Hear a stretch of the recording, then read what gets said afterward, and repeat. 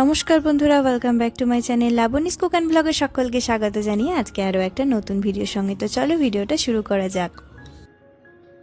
তো যেহেতু পরের দিন সকালে গেস্ট আসবে, তাই রাত্রিবেলা থেকেই একটা প্রিপারেশন নিয়ে রাখলাম। সেটা হলো যে মটরটা ভিজিয়ে দিলাম, কারণ সকালবেলায় লুচি আর ঘুগনি করার প্ল্যান রয়েছে সকালের ব্রেকফাস্টে। তো সেই কারণে রাত্রে মটরটা ভিজিয়ে দিলাম।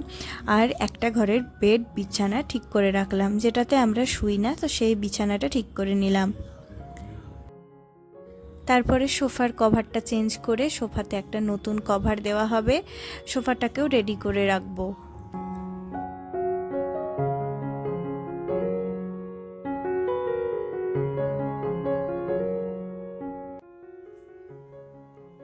তো এই সেন্টার টেবিলটাতে একটা এরকম ম্যাট কিনে এনেছিলাম, এই ম্যাটটা রাখা ছিল, তো এই ম্যাটটা এখন এর মধ্যে দিয়ে নেব।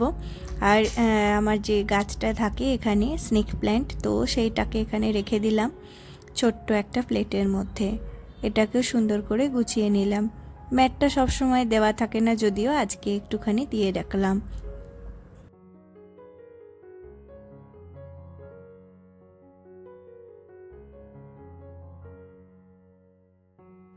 ঘরে বাচ্চা থাকলে তো এরকম চারিদিকে খেলনা জিনিসপত্র ছড়ানো পাওয়া যায়, বিশেষ করে পড়াশোনার জিনিস আর খেলনাপাতি। তো সেগুলোকে আর কি এক জায়গায় গুছিয়ে রাখলাম। রাত্রে এই কাজটা করে রাখলাম, কারণ সকালে যতটা কম সময় করা যায়, যতটা আর কি রান্নাবান্নার দিকে তাড়াতাড়ি এগোনো যায়, সেই জন্য আর কি রাত্রেই সব কিছু গোছগাছ করে নিলাম। টেবিলটাকেও রেডি করে রাখবো। ডাইনিং টেবিলটা সবসময় একটা অন্য ধরনের কভার পরানো থাকে, সেটা খুলে একটা ভালো ধরনের কভার পরাবো। তো এই কভারটা একটুখানি আমার ঘরের কালারের সাথে ম্যাচিং করে কেনা হয়েছে, তো সেই কভারটাকে এখন রাত্রিবেলায় পরে রেডি করে রাখলাম। টেবিলে আমি সেরকম কিছু দিই না, আমার টেবিল ক্লথ দিই না। টেবিল ক্লথ দিলে আমার মুছতে ভীষণ অসুবিধা হয়, তো সেই কারণে কাঁচটা এমনি রেখেছি সিম্পল। মাঝখানে আবার ফ্লাওয়ার ভাস বা ওই একটা গাছ এই সমস্ত দেওয়া হবে।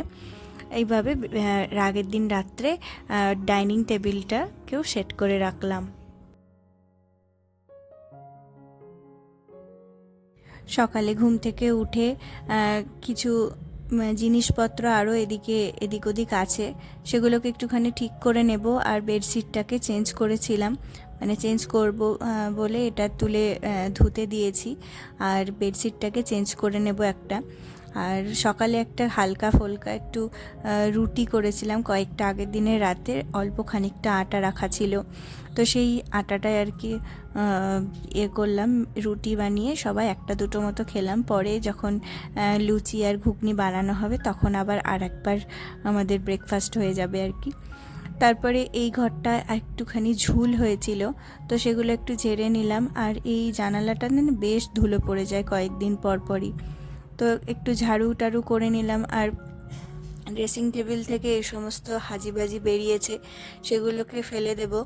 আর ঝাড়ু করে এখন ঘরটা মুছে পরিষ্কার করব। বেশ কিছু জামা কাপড় ছিল, ভাঁজ করা হয়নি কালকে, তাই আগে এখানে জমা করা ছিল বিছানার মধ্যে।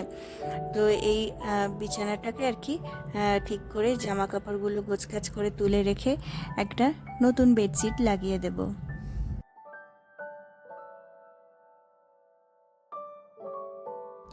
তো ঘরটর মোছার পরে এই পাপোশগুলো আবার জায়গা মতো পেতে নিচ্ছি। অনেকগুলো যেহেতু পাপোশ রয়েছে এই ঘর ও ঘর করে, তো সমস্ত পাপোশগুলো দিয়ে জানলা টানলা বন্ধ করে দিলাম। আর এই পর্দাগুলো দিলে একদম অন্ধকার হয়ে যায় ঘরটা। তারপরে আর ধুলোটাও খুব কম আসে, সমস্ত কাঁচ টাচ লাগিয়ে দিয়েছি। আর ঘরটাও বেশ ঠান্ডা থাকে গ্রীষ্মকালে, সমস্ত পর্দা টর্দা কাঁচে যেহেতু রোদ্দুরটা ভেতরে ঢোকে, তো তো সেই কারণে পর্দাটা দিলে সুন্দর আর কি আমাদের ঘরটা ঠান্ডা থাকে। তারপরে নতুন বেডশিটটা বিছিয়ে কয়েকটা কুশান আর কি ভালো কভার পরিয়ে নিয়েছি। এখন বেডটা ঠিক করে এখন রান্নাবান্নার দিকে যাব।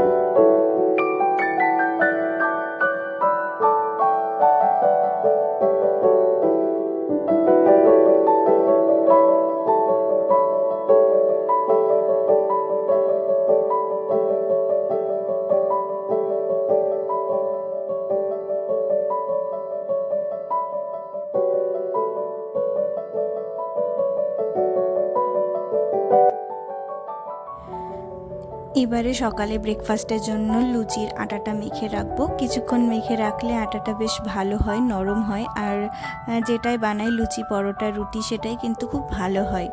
তো সেই কারণে আমি কিছুক্ষণ আগের আটাটা মেখে রেখে তারপরে ঘুগনিটা প্রিপারেশন নেব এবং ঘুগনিটা রেডি করে নেব। লাস্টে যতটা আর কি, যে যখন আসবে আর কি, ওরা বলেছে 11টায় আসবে, আর একজন বলেছে একটু পরে লেট হতে পারে বা আগেও আসতে পারে, তো যে যখন আসবে আমি সেই মতো ভেজে দেব।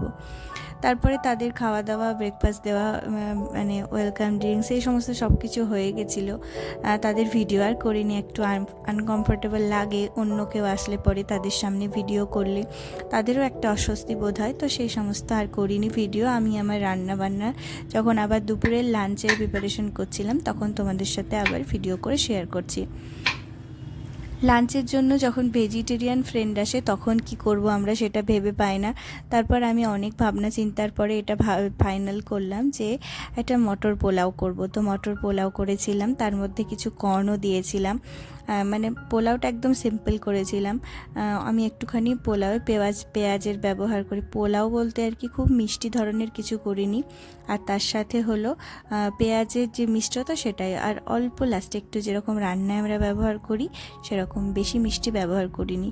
আর তারপরে মাশরুম, ক্রিমি মাশরুম করব, এটাও ভীষণ টেস্টি হয়েছিল। ক্রিমি মাশরুমে যেরকম আমরা পেঁয়াজ রসুন আদা পেস্ট দিয়ে যেরকম রান্না করি সেরকমটাই করেছি। লাস্টে শুধু আমুলের ফ্রেশ ক্রিমটা ছড়িয়ে একটুখানি হালকা টেস্টের জন্য একটু অরিগানো আর চিলি ফ্লেক্স ব্যবহার করেছিলাম।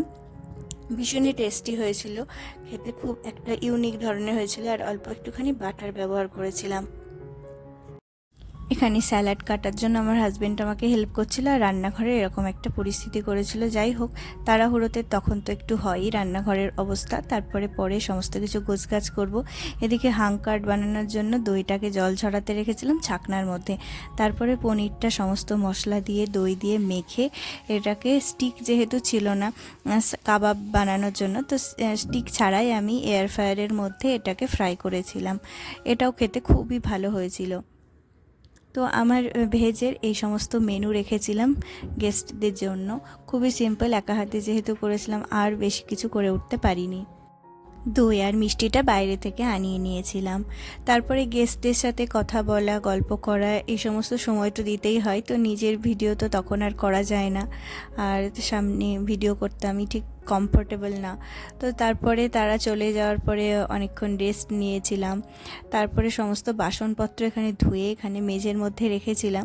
এই সমস্ত বাসন বের হয়েছিল সেরামিকের, সেই সমস্ত বাসনগুলো ধুয়ে রেখেছিলাম। এখন রাত্রে সমস্ত জল একদম ঝরে গেছে, তো তারপরে আবার এগুলোকে জায়গা মতো গোছগাছ করে তুলে রাখবো।